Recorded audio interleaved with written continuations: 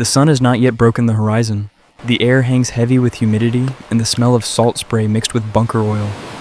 On the bridge of the USS Johnston, a small Fletcher-class destroyer, Commander Ernest Evans stands like a statue carved from granite.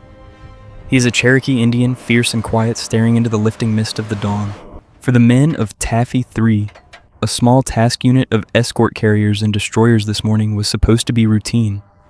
Their job is simple: protect the landing forces on Lady Gulf, hunt for submarines and stay out of trouble. They are the tin can sailors. Their ships have no armor. Their hulls are so thin a rifle bullet could punch through them. They are not built to fight surface battles. They are built to survive if they are lucky. 6:45 amp. A squawk comes over the radio. It is Ensign Hans Jensen flying a TBM Avenger on dawn patrol. His voice is trembling, cracking with static and disbelief. "I see ships," Jensen screams. "I see pagodas." The radio room on the flagship goes silent. Pagodas. That is the distinct towering superstructure of Japanese battleships. "Check your identification, pilot," the radio officer snaps back. "There are no Japanese battleships here. They are retreating." "I know what I see," Jensen yells back, his voice rising an octave. "I see the Yamato. I see the whole damn Japanese Imperial Navy."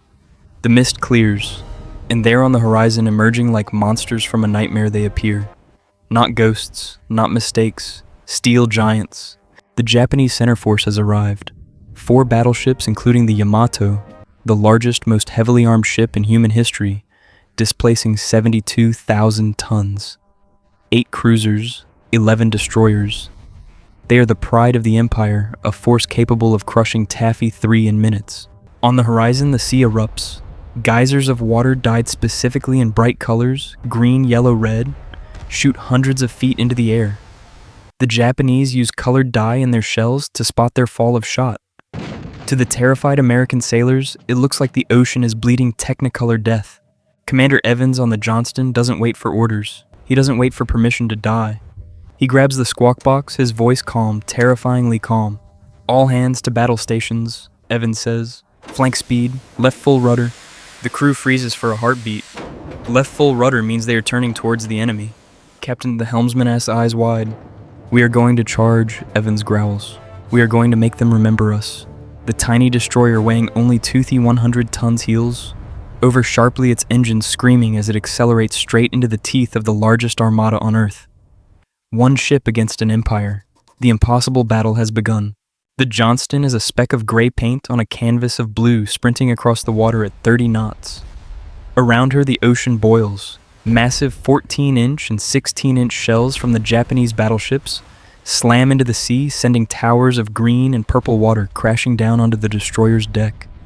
The sound is not a bang. It is a physical tear in the atmosphere, a roar like a freight train passing inches from your ear.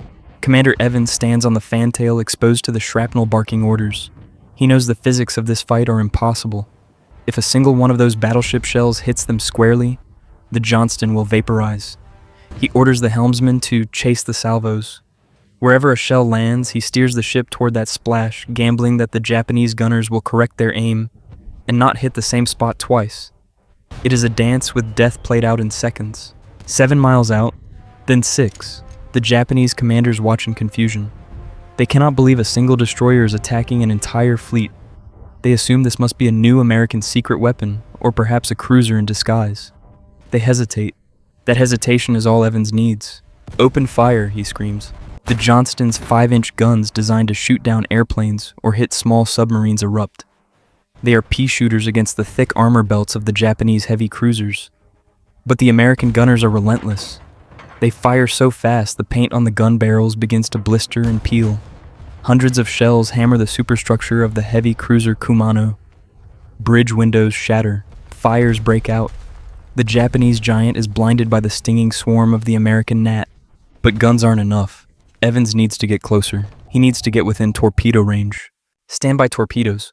At 10,000 yards, the Johnston turns broadside. A puff of smoke, a splash. 10 Mark 15 torpedoes slide into the water, churning white wakes as they race toward the enemy line. The crew holds their breath. Seconds stretch into hours. Boom. A massive underwater explosion rocks the Kumano.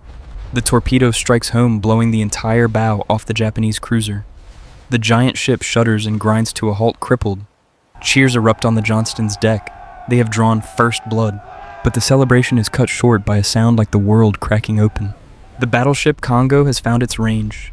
3 14-inch shells smash through the Johnston. They don't even explode inside. The destroyer's armor is so thin the shells pass straight through the ship like it is made of paper, punching holes through the engine room and the aft gun mount before exploding in the water beyond.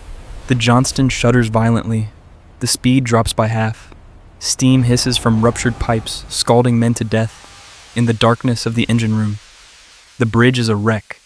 Commander Evans emerges from the smoke. His shirt is torn off. He's missing 2 fingers on his left hand. Shrapnel is embedded in his neck. But he does not fall. He looks at his battered crew at the fires raging on his deck, and he points back toward the enemy fleet. "We are not sinking yet," he shouts over the din of battle. Check fire, save your ammo. We are going back in." Back on the flagship, Admiral Sprague sees Evans' suicidal charge and realizes it is their only hope. He grabs the radio. "Small boys attack," he orders. "Make smoke." It is the naval code for the destroyers to sacrifice themselves. Out of the smoke screen, the rest of the screen ships emerge. The USS Howell, the USS Heermann, and the smallest of them, all the destroyer escort USS Samuel B. Roberts. The Samuel B. Roberts, affectionately known as the Sammy B, is not even a real destroyer. It is slower, smaller, and has only 2 guns. It is designed to hunt submarines, not fight battleships. Lieutenant Commander Robert Copeland switches on the 1C intercom to address his crew. His voice echoes through the steel hallways, calm and final. "Men," Copeland says, "we are engaging a superior force. This will be a fight against overwhelming odds from which survival cannot be expected. We will do what damage we can." There is no panic, no screaming, just the clicking of safety latches and the loading of shells. The Sammy B revs its engines to the red line, vibrating so hard, the bolts threaten to shear off and charges straight at the heavy cruiser Chokai. It is a Chihuahua biting a Rottweiler. The Sammy B gets so close under 4,000 yards that the Japanese heavy guns cannot depress low enough to hit her. The shells fly harmlessly over her mast. Meanwhile, the Sammy B's gunners are pumping out a shell every 6 seconds. They fire armor-piercing rounds until they are gone. They fire high-explosive rounds until they are empty. They start firing anti-aircraft shells, star shells, anything that will explode. They blow the bridge off the Chokai, setting it ablaze. Above the water, the sky is a chaotic hornet's nest. The escort carriers are launching every plane they have. Wildcats and Avengers claw into the air, some with half-full fuel tanks, some with no bombs at all. Commander T.F. Fowler, leading a squadron of Avengers, looks down. He sees the Yamato firing on the carriers. He has no torpedoes left. He has no bombs. "Form up," Fowler radios his men. "Dry runs. We're doing dry runs." The American planes dive. They scream down from the clouds, flying straight down the throats of the Japanese anti-aircraft guns. They have nothing to drop, but the Japanese don't know that. The captains of the mighty battleships flinch. They rack their rudders hard over to dodge phantom torpedoes that never come. One American pilot, Lieutenant J.G. Balliet, flies his Wildcat so low over a Japanese cruiser that he empties his .50 caliber machine guns into the bridge windows, killing the officers inside. When his guns click empty, he opens his cockpit window and fires a service revolver at the ship.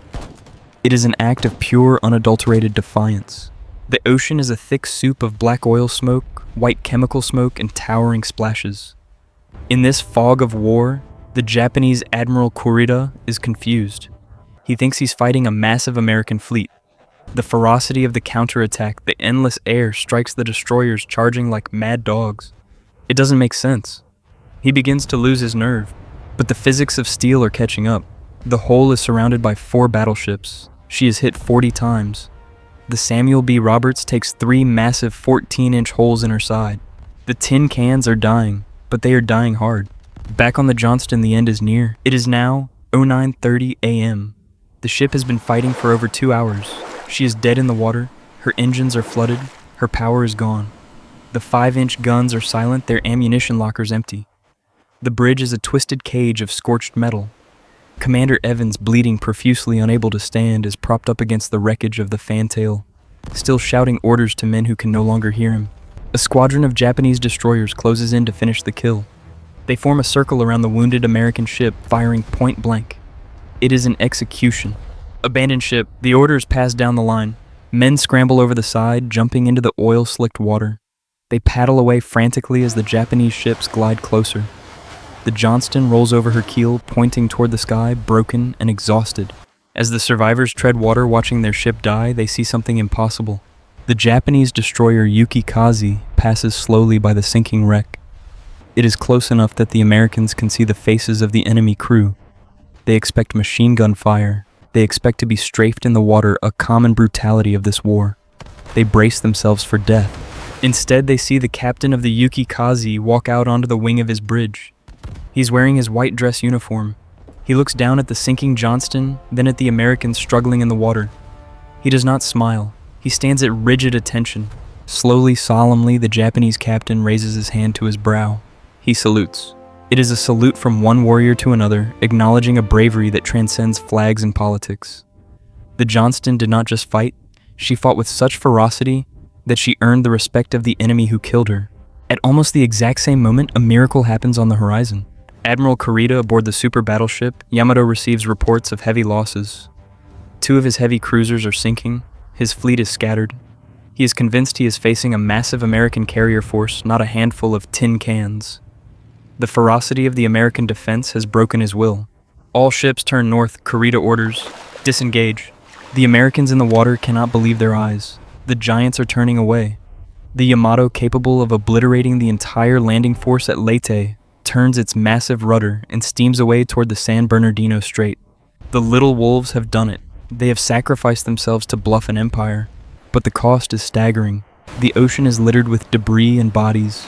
The whole is gone. The Samuel B. Roberts, the destroyer escort that fought like a battleship, is sliding beneath the waves. The Johnston is gone. Over 1,000 American sailors are dead or missing. As the silence returns to the Philippine Sea, the sharks begin to arrive. The survivors cluster together in the oil, praying for rescue, watching the smoke of their burning ships merge with the clouds. They are alone in the middle of the ocean, but they have just won the greatest upset in naval history. The guns have cooled, but the ordeal for the men of Taffy 3 is far from over. Due to communication errors and the chaos of the fleet's dispersal, the Navy does not realize the survivors are still out there. For 50 hours, the men cling to life rafts and debris. They fight off thirst, delirium, and the constant circling shadows of sharks. By the time rescue ships finally arrive 2 days later, many who survived the battle have succumbed to the sea. Commander Ernest Evans is never found. The man who charged a battleship with a tin can simply vanish into the history books. He becomes the first Native American in the U.S. Navy to be awarded the Medal of Honor. His citation reads simply, "For conspicuous gallantry and intrepidity at the risk of his life above and beyond the call of duty." But the true legacy of the Battle off Samar is not found in medals. It is found in the mathematics of war that were rewritten that day. On paper, the Japanese center force should have wiped Taffy 3 from existence in 10 minutes, and then proceeded to annihilate General MacArthur's defenseless transport ships at Leyte Gulf. It would have been the greatest disaster in American military history. Instead, a handful of destroyers and slow escort carriers manned by reservists and commanded by men who refused to read the odds turned back the most powerful surface fleet ever assembled. Historians would later call it the last stand of the tin can sailors. The Samuel B. Roberts earned the immortal nickname, the destroyer escort that fought like a battleship. In the years that followed, the battle off Samar became a study in psychology as much as tactics. It proved that in war, the size of the gun matters less than the size of the heart behind it. Admiral Kurita didn't retreat because he was outgunned. He retreated because he was outfought. He couldn't comprehend that a force so small would fight with such suicidal aggression unless they were backed by something much larger. He was defeated by the sheer bluff of bravery. Today, the wreck of the USS Johnston lies deeper than the Titanic, resting 180 feet down in the Philippine Trench. It is the deepest shipwreck ever discovered, a silent steel tomb in the crushing dark. But up on the surface, the memory of the morning remains bright. It stands as the ultimate testament to the American sailor, the refusal to yield, even when the horizon is filled with monsters. They were the little ships that could, and they did.